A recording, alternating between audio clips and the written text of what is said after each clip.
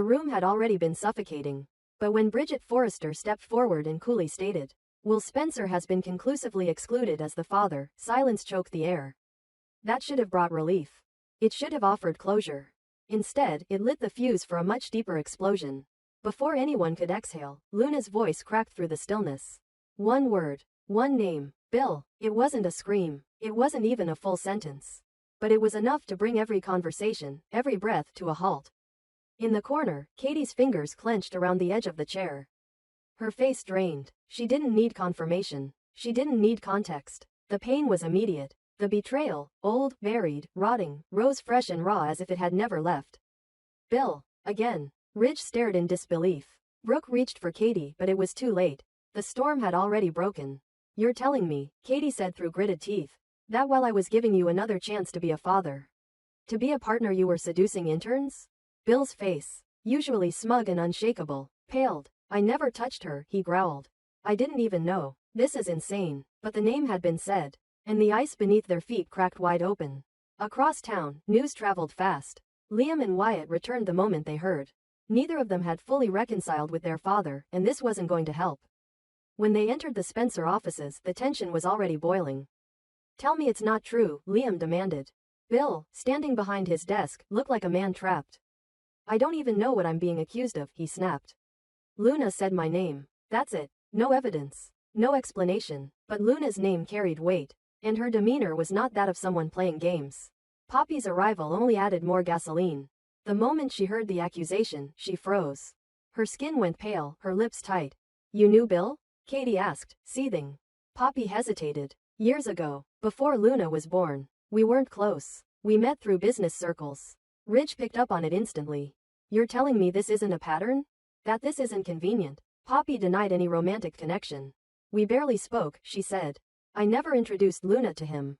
I didn't even remember we crossed paths until I saw him in person again recently." But the timeline was shaky, and every word felt like a calculation.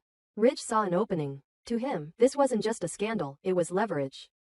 Spencer Publications had weathered storms before, but not a personal one this deep. "This is it," he told Brooke behind closed doors. "We bring them down. The Spencers are nothing without their image.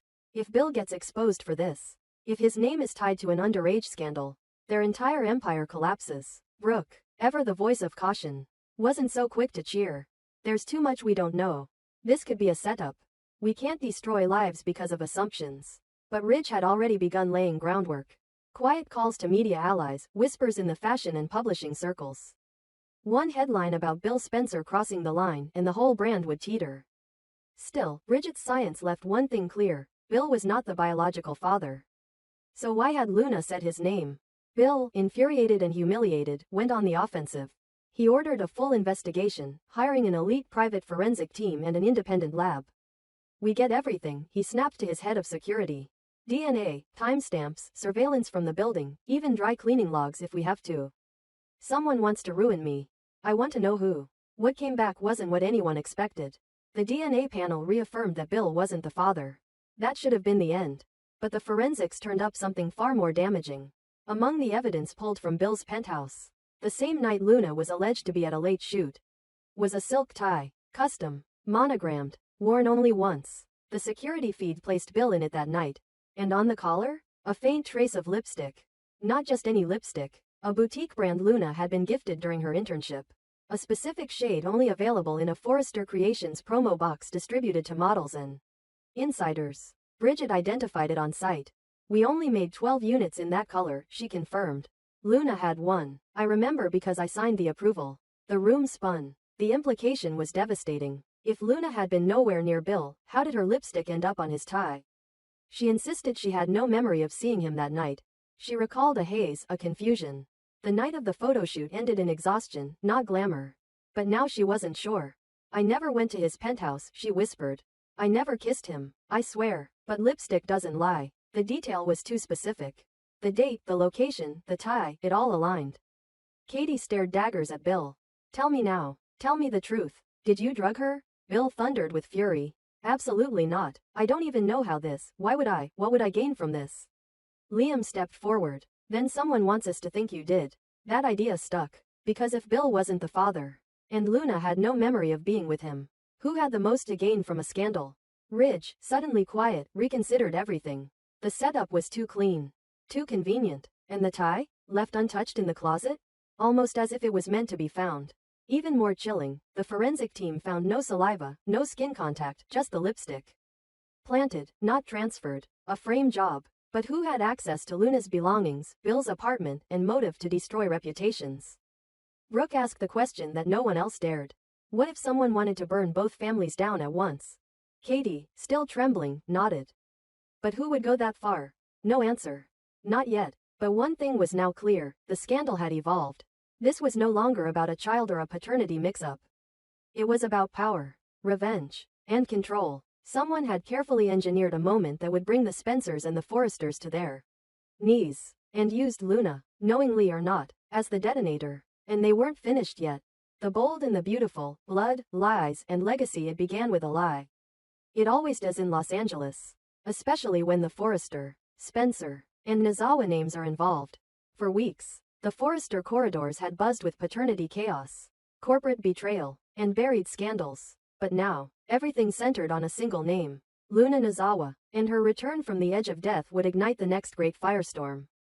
When Poppy Nozawa received a call from the trauma ward, her world stopped. The voice on the other end said two words that shattered her reality.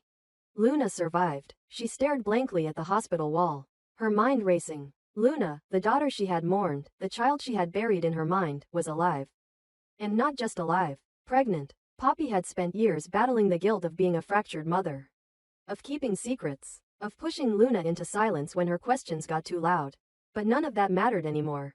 Luna wasn't dead. She was recovering. And now, she was carrying a Spencer heir. At the same moment, across the city, Drive, John Finnegan, Poppy's nephew and Lee Finnegan's adoptive son, received the same news. He dropped his chart mid-rounds. Luna? He asked in disbelief. He remembered the funeral, the grief, the lie, and suddenly, Lee's past words echoed back in brutal clarity. She's gone, John. Let her go. There's nothing left. Now he knew the truth. Lee hadn't just lied. She had erased Luna from their lives. Rage boiled beneath the surface as Finn made his way to the recovery room. When he saw Luna for the first time, bandaged but breathing, a new storm took root. You're supposed to be dead, he whispered. Luna looked at him with hollow eyes. I was. And just like that, everything Poppy thought she could suppress came flooding back. At first, Poppy stood outside the hospital room, paralyzed. Her heels clicked once, then stopped. She had prepared for every confrontation, affairs, blackmail, scandal, but not this. Not her daughter back from the dead, visibly pregnant and completely alone. When she finally entered, Luna didn't look up. You're late, she said bitterly. Poppy moved like ice. You lied. So did you, Luna snapped. What followed wasn't a tearful reunion. It was war. You told me she was gone, Poppy spat at Finn later. You let me believe she was buried. Why? Finn, eyes flashing, responded coldly. I didn't know. Lee told me she was gone too. But she didn't just hide the truth. She erased it. She said it was better this way. Better. That was the word that kept circling Poppy's mind. Because months earlier, when Lee had told her the fabricated story of Luna's tragic end, her first reaction hadn't been horror. It had been relief. Relief that the scandals, the emotional outbursts, the destructive behavior, the constant chaos, were over. Now that chaos was back. With a baby. When Luna whispered the name Will Spencer as the father, Poppy recoiled. Not because she didn't believe it, but because it was so Luna. So typical of her to crash into the most powerful family in Los Angeles with no parachute. You targeted him, didn't you? Poppy accused. You were desperate, broke, alone. So you latched onto the nearest golden name you could. I didn't target anyone, Luna shouted. I fell in love. Don't flatter yourself, Poppy hissed. You wanted security. You wanted the name, the money, the lifestyle. And you got drunk enough or cunning enough to make it happen. Luna's eyes burned. And what were you? A saint? You let them think I died. You didn't even want me alive. You're only here now because you're afraid of what I might do with this baby. That was the knife. And Poppy didn't deny it. You're damn right I'm afraid. Because you're going to ruin this child like you ruin everything you touch. You can barely take care of yourself. You think the Spencers are going to let you near that baby once it's born? They'll fight you. They'll erase you. And for once, I won't stop them. Luna shook with rage. You're a terrible mother. And you'll be worse, Poppy snapped. The walls of the hospital room couldn't contain their screams. Nurses paused. Doctors whispered. But neither mother nor daughter flinched. This wasn't just about betrayal or abandonment. This was about legacy, power, bloodlines. Poppy had spent her life clawing her way out of the shadows of richer women. Better mothers, cleaner reputations. Now Luna had gone and wrapped herself around the Spencer dynasty like ivy on marble. Poppy could see it clearly. Luna dreaming of private jets, diamond rings, and corporate inheritance, all because she carried the right baby. But that dream was about to rot from the inside. Because there was one more bomb waiting to drop. Will Spencer denied involvement. He said he barely remembered the night. He claimed nothing happened, but Bill Spencer, now furious over his son's name being dragged into another scandal, demanded clarity. He had Will's DNA tested again. Results, negative. He wasn't the father. That should have cleared things.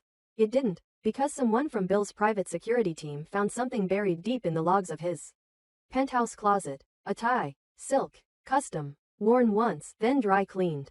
On the inside of the collar? A faint streak of lipstick. Not just any brand, but a limited-run Forrester Creations exclusive. The same shade Luna had been given months ago. Bill stared at the evidence. She was never at my place, he said through clenched teeth. Or if she was, I never knew. Suddenly, this wasn't a pregnancy scandal. It was a frame job.